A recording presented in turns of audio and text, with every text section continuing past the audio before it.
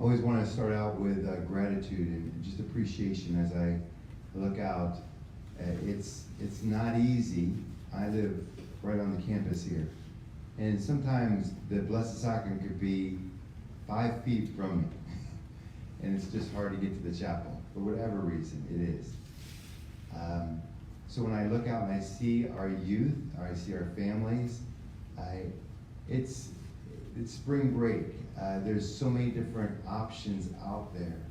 I don't take it for granted. I love to see the place packed, but I know there's different challenges. So Lizzie, who's here, she's been coming almost every single weekend and day, and it's as I grow up and as the kids grow up, and I and Father Edwin have a chance to be with them, it just makes it different. So I just appreciate your presence here. Appreciate it. What I'd like to do is maybe just take a look at what the Holy Triduum is all about. So I want to begin with bringing us back to Holy Thursday. Remember Holy Thursday, right? So let me just kind of go back a little bit. What took place on Holy Thursday, if you were here, if you weren't here, but this is part of the Lenten series and part of the Triduum series. And so I'll just do a quick review and bring us into where we are today. On Thursday afternoon, they went to, Jesus sends Peter and John to procure a lamb to go to the temple. You don't go to the local butcher shop, the kosher butcher shop. You had to go to the temple. There, they acquire the lamb. They offer the lamb in sacrifice. They bring the lamb out. They skin it and then they spit it, right? That's all done in the afternoon. That's where Jesus said, go and prepare the Passover. It's not just it's not just a meal, it's a sacrifice. So they offer this sacrifice. Then this evening, in the evening, last night, we celebrated the Last Supper. It was there that Judas would begin to make his move to betray Jesus. He leaves. Jesus speaks about his body and his blood as he offers the cup of salvation. The disciples do not understand this completely. It's just kind of foreign language to them. And Jesus knows this, but he begins to model and to teach them by showing them what to do. And he begins to take off the robe, place a towel around his waist, and begins to wash the feet of the disciples. After he washed the feet of the disciples, they still don't understand this, but he says, you will understand. But right now, he is modeling what is important, this sacrificial love, to give oneself completely over for the sake of the other. After supper, they end up going into the garden, and he asks his disciples to stay awake and pray with them. It's there that Judas comes, betrays him with a kiss. He's arrested, finally arrested. Then he's brought to the dungeon. I've been blessed to be able to go to Jerusalem quite a few times, and I've actually been in the place where the dungeon was where Jesus was held. I thought I would just read you a short passage here. It's a reflection from Claudius, the Roman captain. And this is where he is. This is still Thursday night. He's been arrested. He's in the prison. This is what takes place. This is a reflection. I had one of the Jesuits share this with me, and I just loved it as I was doing my 30-day retreat. So it was Father George Aschenbrenner. So I've always kept it, and it's just to help you enter into where he is. I'll get to Friday, but you still with me? Yeah. We're Thursday. This is good. He says this. After he was taken, they entrusted him to me. This is Claudius, the captain. And I was ordered by Pontius Pilate to keep him in custody until the following morning. My soldiers led him prisoner, and he was obedient to them. At midnight, I left my wife and children and visited the arsenal. It was my habit to go about and see that all was well with my battalions in Jerusalem. And that night, I visited the arsenal where he was held. My soldiers and some of the young Jews were making sport of him. They had him stripped. They had stripped him of his garments, and they had put a crown of last year's briar thorns upon his head. They had seated him against the pillar, and they were dancing and shouting before him. They had given him a reed to hold in his hand. As I entered, someone shouted, "Behold, O captain, the king of the Jews!" I stood before him and looked at him, and I was ashamed. I knew not why. I had fought in Galilee and in Spain, and with my men I had faced death, yet never had I been in fear, nor a coward. But when I stood before that man, and he looked at me, I lost heart. It seems as though my lips were sealed, and I could not utter a word. And straightway I left the arsenal. This took place 30 years ago. My sons, who were babies then, are now men now, and they were serving Caesar in Rome. But often in counseling them, I had spoken of him, a man facing death with the staff of life upon his lips, and with compassion for his slayers in his eyes.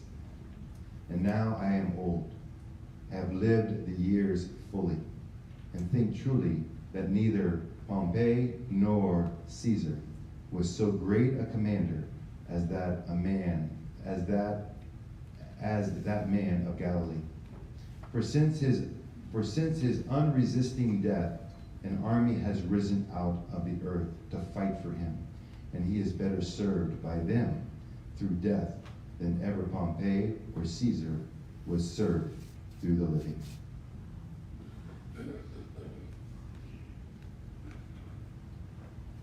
I hope you got that. He's in the dungeon. You don't know exactly what took place, but you know it wasn't a good place. And so morning appears. They take Jesus from the dungeon to Pontius Pilate. He's sentenced to death by crucifixion. They mock him. They put a reed in his hand. They mock him as a king and dress him up as a king.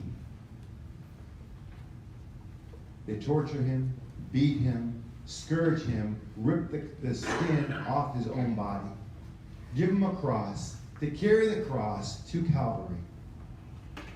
He gets to Calvary, he's stripped of everything, he has nothing.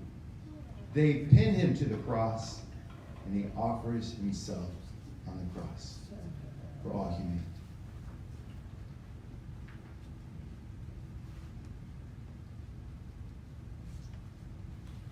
First slide. Good Friday. What we have is on Palm Sunday, we read the Passion from the Synoptic Gospels, from Matthew, Mark, Luke, but not from John. Only today on Good Friday do we read from the Gospel of John, and we will always read from the Gospel of John. John gives us something that he shows us that something special happens. And this is what I want to reveal to you. Because John was an eyewitness. He wants to reveal something to us that took place. And there's 2 points I want to draw out. One, that Jesus is the Passover lamb. And 2, that he is the temple. And I'll open that up for us. First, Jesus being the temple.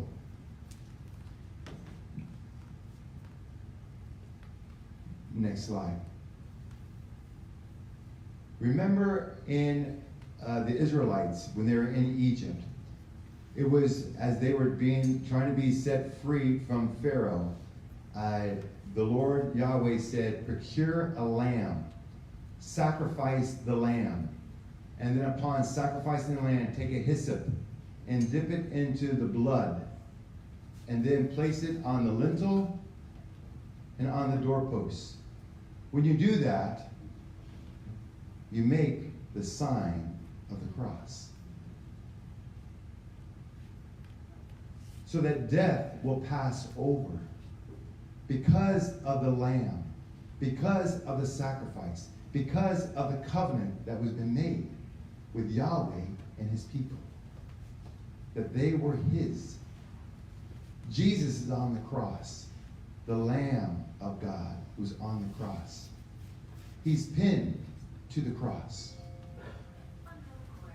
The soldiers take hyssop, and they don't dip it in blood. They dip it in wine. The wine will be, the blood will be under the appearance of wine. Not a symbol, but under the appearance of wine. And he's given the wine on the hyssop. Again, the appearance, where death will pass over. Now, because of the death of Christ, because he is the Lamb of God, remember at the Last Supper, he offers up in the Hallel, he offers up the cup of sacrifice. They didn't get it, but he's offering up his own blood under the appearance of wine, and his body under the appearance of the unleavened bread. It's here, through his death on the cross, the Lamb who is on the cross, the true Lamb, the new Passover. Now, as a result, it's not just setting us free as the Egyptian or the Israelites were freed from Pharaoh or free from Egypt, but we now, all humanity now is freed from sin, from death, and from Satan's power. Because of the blood of the Lamb, death passes over. And he offers himself. He is the new Passover Lamb. Next slide. The second, the temple. Jesus is the new temple. Remember, he said here, there was about 1 million Jews in Jerusalem at the time. 250,000 men would have gone to procure the lamb that would have been in the Gentile court. They would go into the court and then procure the lamb, go into the Israelite court to offer the sacrifice. As they offer the sacrifice, the lamb is slain. His throat is slit. Blood pours out. Gold and silver basins are caught by the Israelite priest, the Leviticus priest. And it goes from one priest, it's passed on from one priest to the next, to the next, to the next, and then the blood is poured over the altar. Remember me going through that yesterday? Yes. This is from the Mishnah. It says, because the question is, where did all that blood go? At the southwestern corner of the altar, there was 2 holes, like 2 narrow nostrils, by which the blood that was poured over the western base and the southern base used to run down and mingle in the water channel and flow out into the brook of the Kidron Valley. Next slide. This is the map of Israel. And that big square is the temple. From the temple, you can see in red the temple. Here is where the nostrils would be, and blood runs down the Kidron Valley. Let's take another look. Next slide. That's the blood that's mingled with the water. It comes out of the side. On the left-hand side, you can see the hole out of the wall of the temple. And so all that blood, 250,000 lambs being slain, where'd all that blood go? It's poured on the altar. Then it comes out of the side of the temple. The temple runs down the Kidron Valley. You can see on the far right. And then the middle is just this beautiful shot of the blood being mingled with the water. The blood and the water. Next slide. Jesus is the new temple, where the soldier pushed the sword into his side, into his heart. What flowed out was blood and water.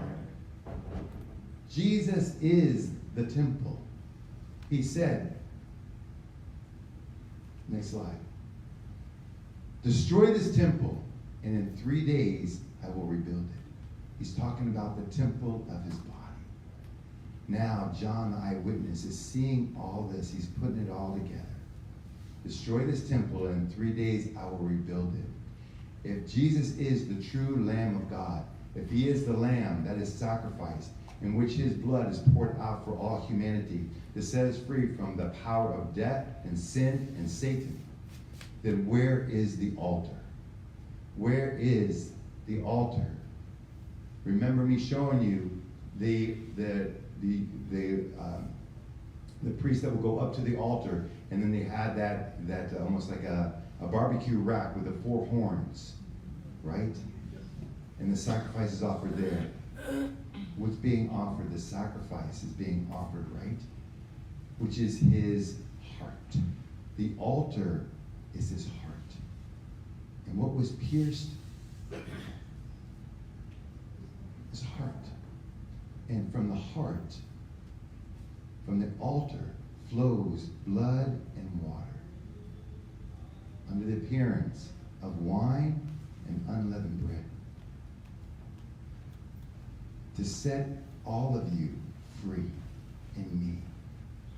Now the blood that's on the lintel and the doorposts are at the gate of your temple, on your lips. There's the blood, where death no longer has reign over you, nor sin, nor Satan. He destroys it.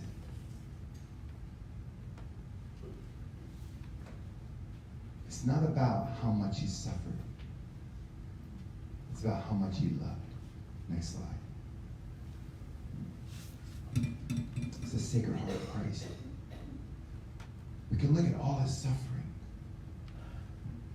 but the altar itself is his heart. And he gives his heart to us to set us free. Next slide. You can see the heart, the Sacred Heart of Christ. The heart is the physical heart of Jesus, yes, but also the sacrificial love for humanity. That's why he was on his knees. That's why he was washing their feet. He was showing them a love. This is God washing their feet. This is the essence of who God is. His humility, his mercy, his love. The sacrificial love for humanity, for every single soul created prior to him and after him. The spear from Lanciano pierced his heart, right? It's Christ's heart pierced for humanity. He's pierced for you and for me to set us free from the altar. The crown, it mocks his just him being a king and then torturing him to death. That's the cross. That's the crown of thorns. The cross, it shows the redemptive work of the saving of humanity. The cross, you can see it around that beautiful flame, which says how much he burns for humanity. And then that big bright light around the heart just shows that this divine light enters the darkness of this world and changes it and gives us hope.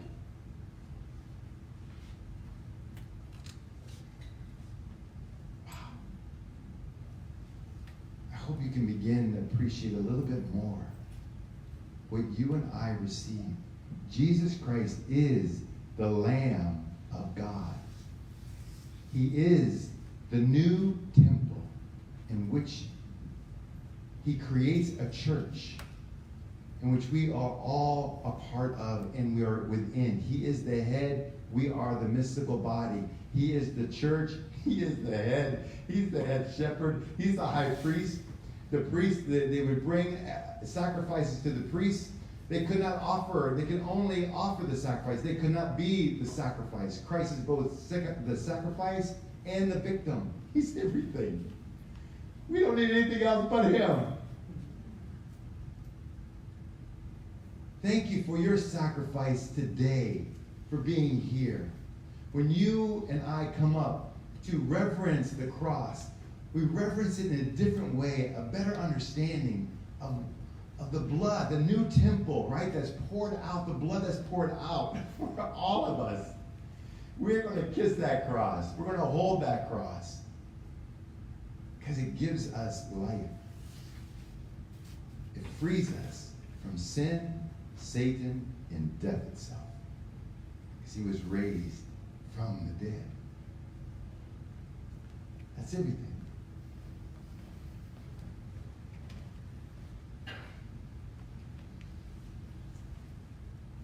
When you and I receive the Eucharist, that's his heart. It's the blood that will be on my lips and your lips, which will be the doorpost and the lintel that has been placed so that we have no more worries over violence, hatred, envy. Remember, Jesus is not a force, he's a real person that has given himself constantly for us. This is what we celebrate today.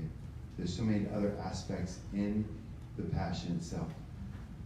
I just want to draw out these points for you. I hope it helps you connect a little bit more as we move into his death, and then maybe the rest of the day contemplate him being the new Passover lamb and the new temple. Remember, the temple's been destroyed. They haven't rebuilt the temple. There's no need to rebuild the temple.